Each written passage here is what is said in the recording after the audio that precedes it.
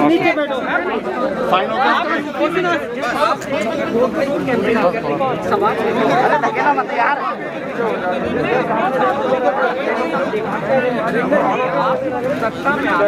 इसी के साथ भी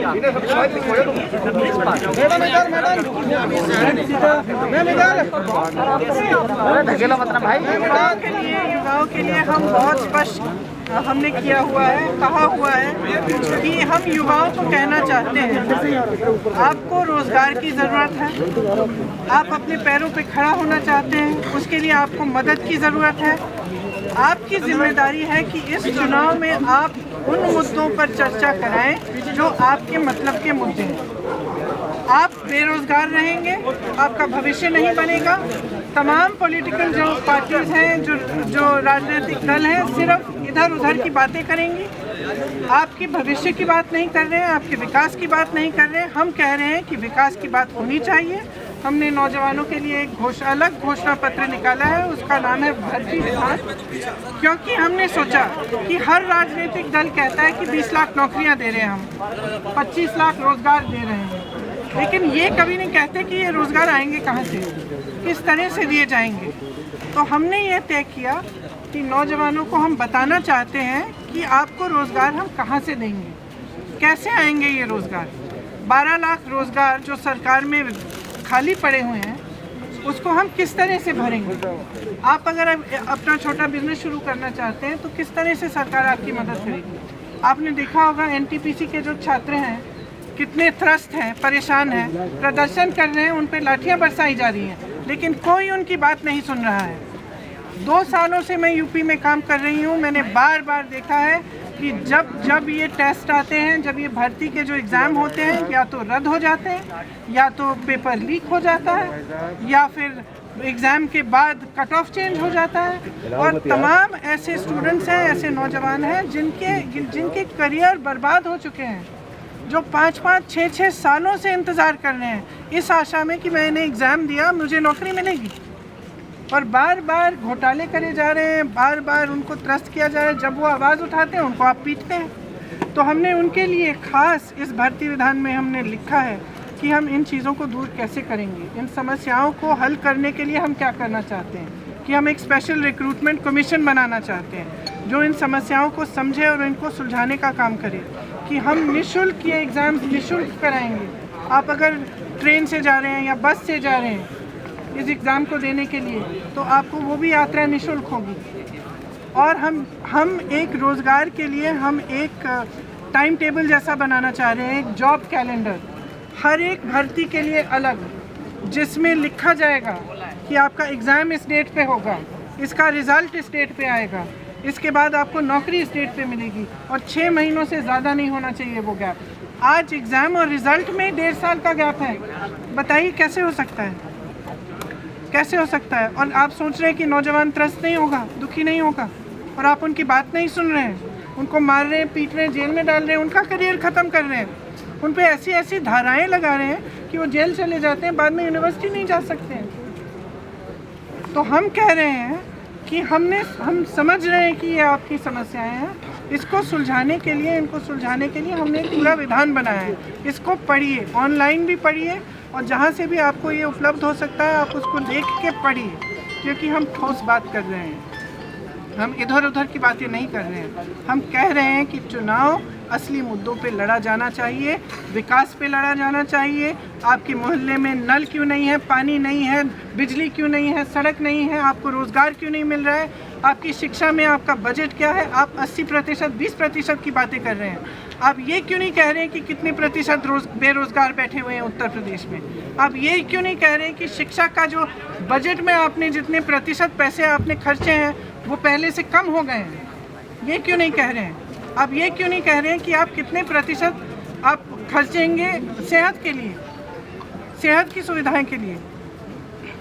तो हम कह रहे हैं कि इन बातों पर चुनाव लड़ा जाना चाहिए, और हम कह रहे हैं ये इससे सिर्फ राजनीतिक दलों का फ़ायदा होता है, जातिवाद और सांप्रदायिकता को फैलाने से सिर्फ राजनीतिक दलों का, पब्लिक का कोई फ़ायदा नहीं है इसमें।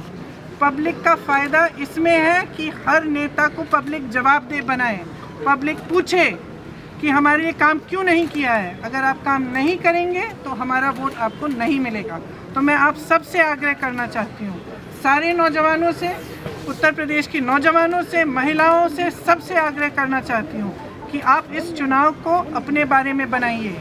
आपका विकास कैसे होगा, आपका भविष्य मजबूत कैसे होगा, आपको रोजगार कैसे मिलेंगे, आपको अपने पैरों पर खड़ा करने के लिए सरकार किस तरह से मदद करेगी, ये पूछिए और जवाबदेही बनाइए इन लोगों को जो आपको गुमराह कर रहे हैं। पिछली बार जब भूपेश सर आए थे डोर टू डोर कैंपेन करने, तो उनके खिलाफ मुकदमा हो गया।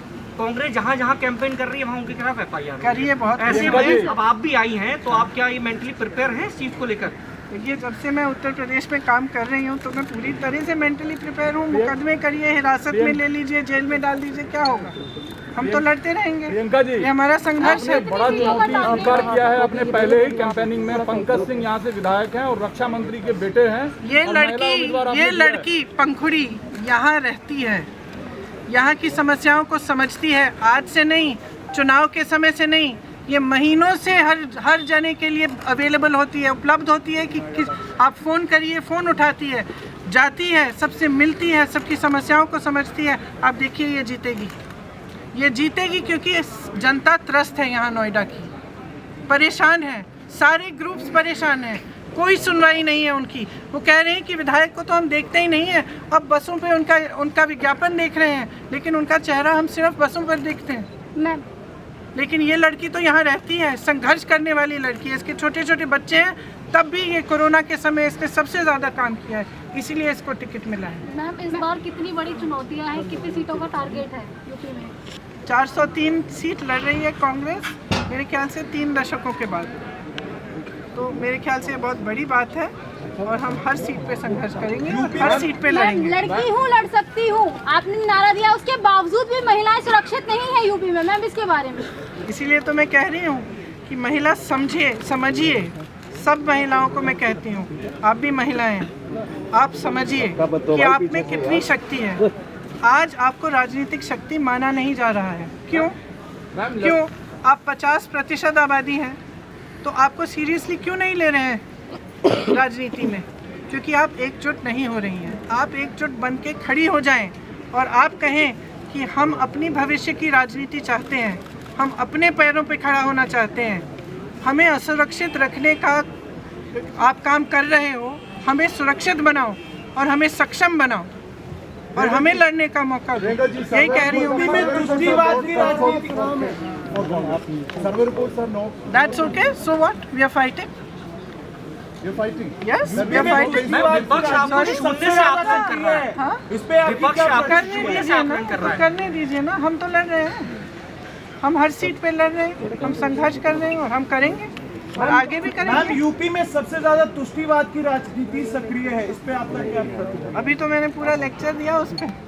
मुजफ्फरनगर राजनीति को जब तक पब्लिक जवाबदेह नहीं बनाएगी, जब तक विकास के मुद्दों को सामने एकदम राजनीतिक चर्चा का सबसे बड़ा पार्ट नहीं बनाएगी, तब तक ये राजनीति बदलेगी नहीं। मैं कहती हूँ कि पब्लिक की एक बहुत बड़ी जिम्मेदारी है कि आप राजनीति को, सारे राजनीतिक दलों को जवाबदेह बनाइए, अपने विकास के मुद्दों पर गुमराह होना बंद कर दीजिए, जागरूक बनिए। What is your reaction to Pegasus? Do you think that the government lied on the parliament? What is your reaction to the new report that has emerged regarding Pegasus? From the new reports, it's pretty clear that the government lied in parliament. Priyanka ji, Pegasus को कांग्रेस फिर से उठाना चाह रही है और नोएडा विधानसभा seat पर 3 lakh बांग्लाभाषी voter है। आज आप माता काली की दर्शन भी किए हैं। दोनों सवाल एक साथ है। तो मतलब सवाल पूछिए। 3 लाख आपने तो 2 स्टेटमेंट किए, बांग्लाभाषी मतदाता है नोएडा में। ठीक है। आपने आज मुलाकात की है उस कम्युनिटी से, काली माता मंदिर भी गई। ठीक है। उन वोटरों से आपने बात भी किया, क्या रुझान मिला? और पेगासस का मुद्दा सदन में रुझान ये मिला कि सब त्रस्त हैं, सब परेशान हैं, सब चाहते हैं कि उनकी बात हो और उनकी सुनवाई हो। सब चाहते हैं कि उनकी जो समस्याएं हैं उनकी सुनवाई हो, वो सुनवाई हो नहीं रही है और तमाम ऐसे मुद्दे उठाए जा रहे हैं जिनसे उनका कोई एक्चुअली उनकी समस्याओं का हल नहीं होगा। तो सब चाह रहे हैं कि अपनी समस्याओं पर ये चुनाव लड़ा जाए और जो उनके लिए, जो जैसे मैंने कहा, पंखुड़ी जी यहाँ हैं, यहाँ रहती हैं, जब इनको बुलाएं तो वो आती हैं। उनको इस तरह का एक उम्मीदवार चाहिए उनको इस तरह का प्रतिनिधित्व चाहिए।